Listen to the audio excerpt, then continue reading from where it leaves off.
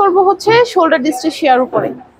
Shoulder ডিস্টেশিয়ার theory আমরা গত ক্লাসে পড়ছি, আজকে তার প্র্যাকটিস দেখব।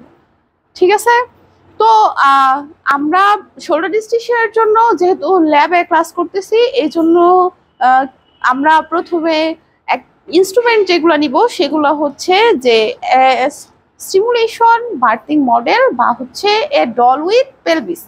ঠিক আছে, এবং তার সাথে সাথে হচ্ছে নর্মাল লেবার সম্পূর্ণ করার জন্য যে যে ইনস্ট্রুমেন্টগুলো লাগে সেই সকল ইনস্ট্রুমেন্ট নিব। ঠিক আছে, এখন আমরা শুরু করি। আমরা কনফার্ম হলাম যে হচ্ছে বাচ্চা শোল্ডার ডিস্টেশিয়া হয়ে গেছে। এখন আমাদের করণীয় কি?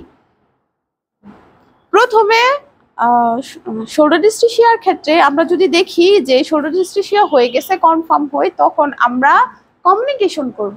কমিউনিকেশন করব হচ্ছে মায়ের সাথে বলবো যে কি ঘটনা ঘটে গেছে, এবং মায়ের পরিবারের সাথেও কমিউনিকেশন করব। মায়ের পরিবারের কাছেও বলবো যে মায়ের এবং ফিটাসের কি কন্ডিশন। ঠিক আছে, তারপরে আসি যে শোল্ডার ডিস্টেশিয়া ম্যানেজ করার জন্য খুব সুন্দর একটা সংকেত আছে। যদি এই সংকেতটা আমরা মনে রাখতে পারি তাহলে আমরা শোল্ডার ডিস্টেশিয়া খুব সহজেই ম্যানেজমেন্ট করতে পারবো। সংকেতটা হচ্ছে হেল্পারার বলি আমরা। প্রত্যেকটা চিহ্ন হেল্পারারের প্রত্যেকটা অক্ষরই হচ্ছে বড় হাতের অক্ষর হয়, যেহেতু সংকেত আমরা ব্যবহার করতেছি সেই জন্য। প্রথমে আছে হচ্ছে এস। এসে আমরা বলতে পারি হেল্প, যেখানে আমরা বলবো হচ্ছে কল ফর হেল্প বা কল হেল্পার।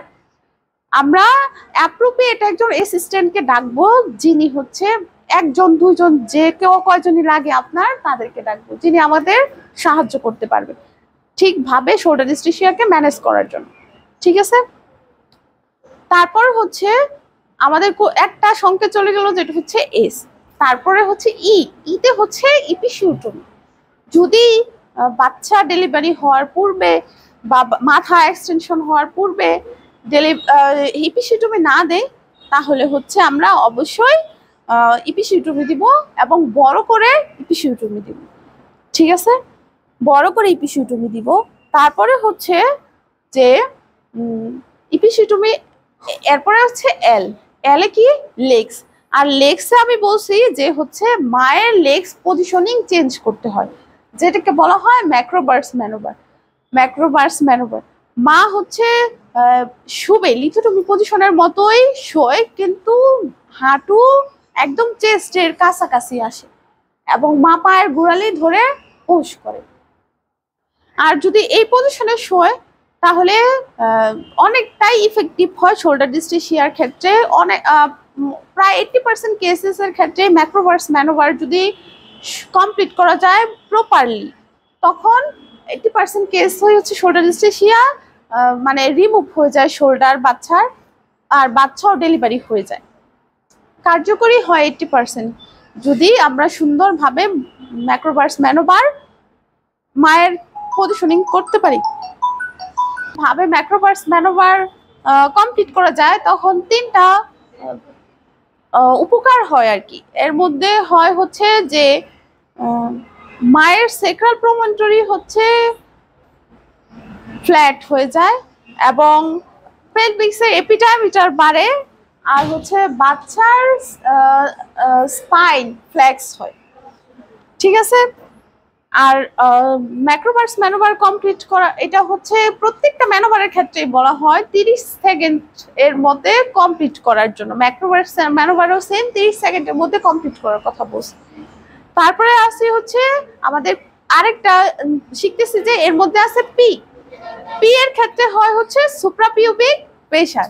সুপ্রাপিউবিক প্রেসার কিভাবে দেয়? সুপ্রাপিউবিক প্রেসারের ক্ষেত্রে বাচ্চা যেই দিকে ঘুরে আসে, হ্যাঁ, তার অপোজিট বাচ্চার মুখটা যেই পাশে আছে তার অপোজিট পাশে দাঁড়ায় হাতটা হচ্ছে এরকম পজিশনে ধরে সিম্পাইসিস পিউবিসের উপরে এইভাবে প্রেসার দেয়।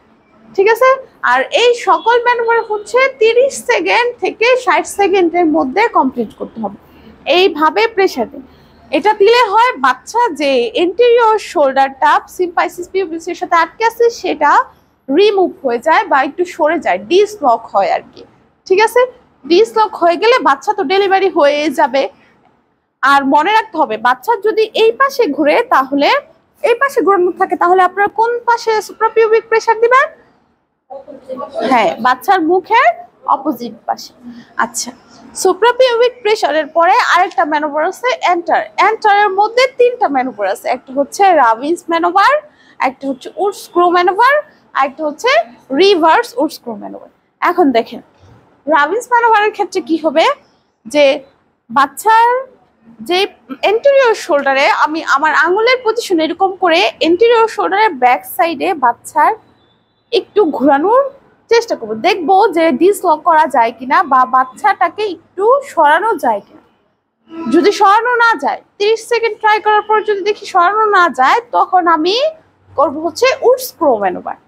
উড স্ক্রু ম্যানোভারে হচ্ছে আমি যেভাবে এন্টেরিয়র শোল্ডারে ব্যাক সাইডে 2 আঙ্গুল দিয়ে ধরছিলাম ঠিক সেই সেমই পোস্টেরিয়র শোল্ডারে ফ্রন্ট সাইডে বাচ্চার ধরে একটু ঘোরানোর চেষ্টা করব।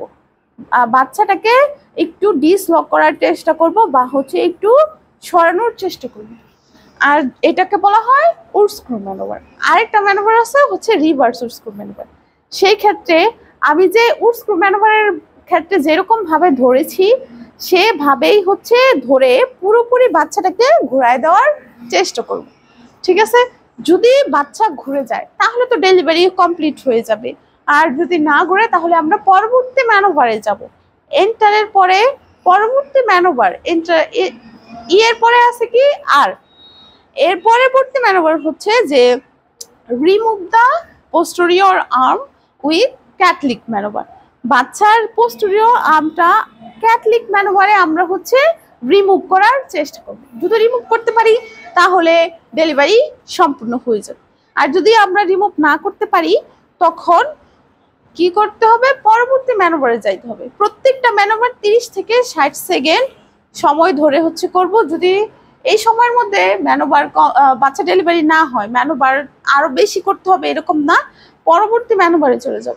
পরবর্তী ম্যানোভারে হচ্ছে যে rule of the woman into hand and নি পজিশন।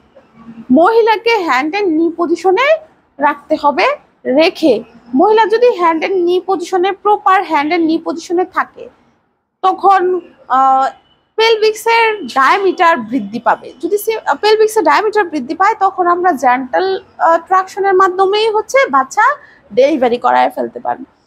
যদি এই সকল ম্যানোভারও ব্যর্থ হয়ে যায় তখন আমাদের একটু ডিসিশন মেকিং করতে হবে, আমাদের চিন্তা ভাবনার মাধ্যমে কি করা যায়। পরবর্তী সময়ে একটা জিনিসই বাকি থাকে যেটা আমরা দেখছি আমাদের আওতাধীনের বাইরে, সেটা হচ্ছে সিম্পাইসিসিওটমি। মানে হচ্ছে সিম্পাইসিস পিউবিসের সার্জারি করে একটা সার্জারি প্রসিডিওর বাচ্চা ডেলিভারি।